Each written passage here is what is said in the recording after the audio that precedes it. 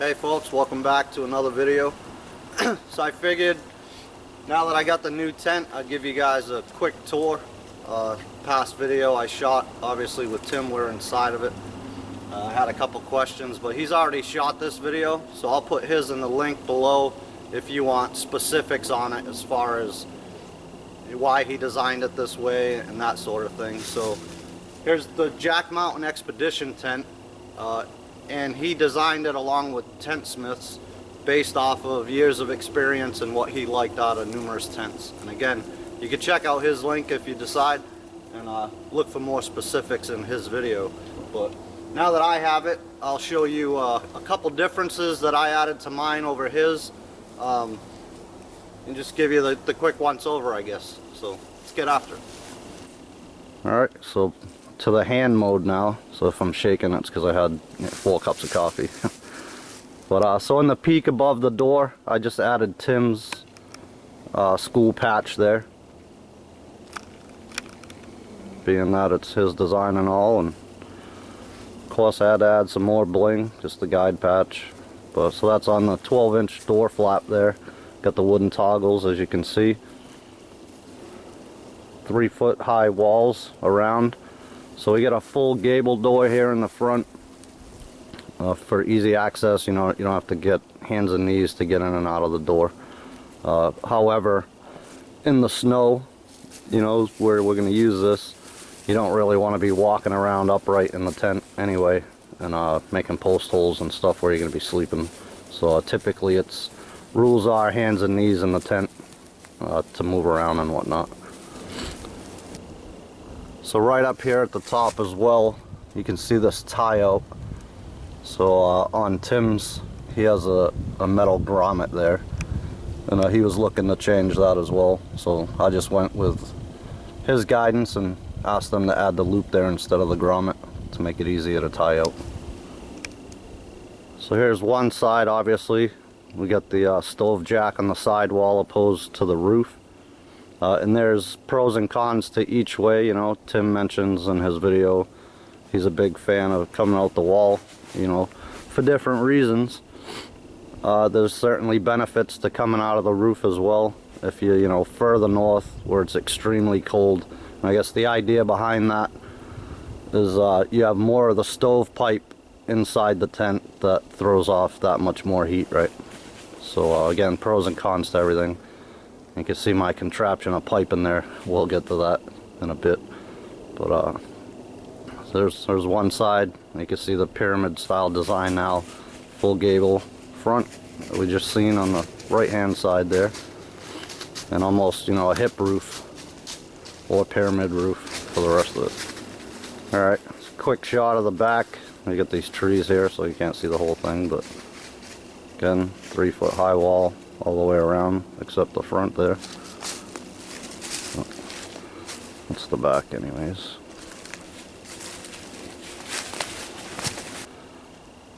And the final side, exactly like the other side, less the stove jack, right? So there you have that. So it's got these tie outs all the way around, obviously in the corners. Pretty heavy duty. See if I can get you to see that or not. So there's extra fabric put in there, reinforced stitching all the way around. They're typically, again, I'm not sure you can see that, but you've got double stitching pretty much everywhere. 4 series of stitching in other spots. Just extremely well made. Again, from tent smiths. So I just tied out a middle on each side. You could put a small pole through these loops and tie it out that way if you wanted to, but 5 tie outs per side. Then you get more on the bottom for staking it out. Again, I just went with the corners, one in the middle all the way around. So just real quick on the dimensions, you're at overall length on the inside from side to side is about 8'6", and then running the full side here is about 11'6". Single pole design as far as any type of framework goes. We're at about 8 feet high right there, and there's a grommet hiding under that pole up there, so you can buy manufactured poles that have the metal stake coming out of the top to help hold it better. But being that this is used, you know, in snow for snowshoe trips and that sort of thing, you really can't have one standard pole because you have to take into account the depth of the snow, right? So if I'm 8 feet approximately from the ground to the top here, if we've got 3 feet of snow, you really want to get that pole down to the ground. So, you know, you pound it in through the snow to the ground, mark the top of the snow, and then get your measurement, you know, whatever it is, about 8 feet to the top there from the top of the snow. So something else you have on both sides here where the doors are at, because the stove is right behind that door right there, I've staked that side down to make it solid wall so you're not in and out by the stove. But both of these doors you can roll up. You can see the sod flap. That's all the way around the tent as well. But you can roll these up, and it's got some tie-ups here to keep your door open. And again, I think you can see the sod flap along the inside. Some people keep them on, you know, facing out. Some people put them in. I like them in. But. So you can see my stove there, same one I had in the wigwam, and it's just a Nyko stove that I bought from Outfitter Supply. I think you can find them in a few different places. But so in the wigwam, you can see the damper in the pipe there on the top. I had that going straight up, and my whole section of pipe just went straight up in the wigwam. Because I have a wall jack for the stove on the tent here, I have to do something a little bit different. But yeah, that's the stove and the pipe. So the jack here itself, I did a bit different than what Tim has on his. He has an oval 4-inch jack, and all that really means is his piping can go from his stove at an angle out of the hole, where mine's a 4-inch round, so it kind of goes straight out. I'm at a little bit of an angle here, but doesn't need to be the case.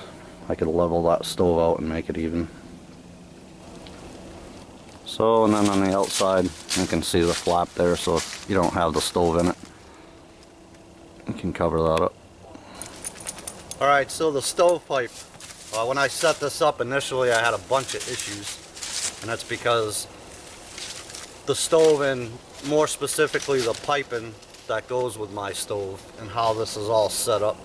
So you can see here, this is just placed in there, doesn't even fit right. Elbow here is way too big and that sort of thing. So when I had first set it up, I just had my pipe come out straight with the spark arrestor on the end, and obviously that didn't draft very well, so I was getting a bunch of smoke in the tent. The pipe I have from my stove is 5 inches diameter at the stove, and the pipe tapers up to 4 inches, you know, all the way up to the top. So I couldn't find any elbows last minute, so I picked these up at a local hardware store, and they're 5-inch. So the one right on the stove works well, coming out of the top there, but as this pipe gets smaller on the way up, it doesn't fit, obviously.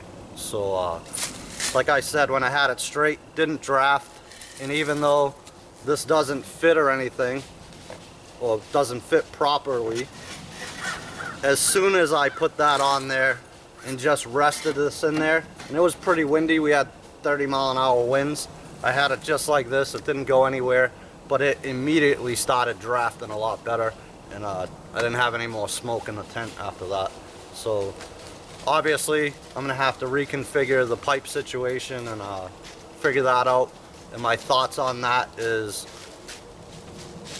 come out of the stove, they have these T contraptions where it's the automatic damper kind of built in, and it just tees out. So I'll do the 5-inch from there and go from a 5 to a 4-inch reducer right off the bat, and then just go all 4-inch pipe from there. So that's my plan anyway. Alright guys, so that's it. Quick little tour of the tent. Figured I'd give you the rundown of that. Again, I'll put the link to Tim's video for more specifics and what he was thinking when he designed it and all that type of stuff, if you want to check that out. But yeah, that's it.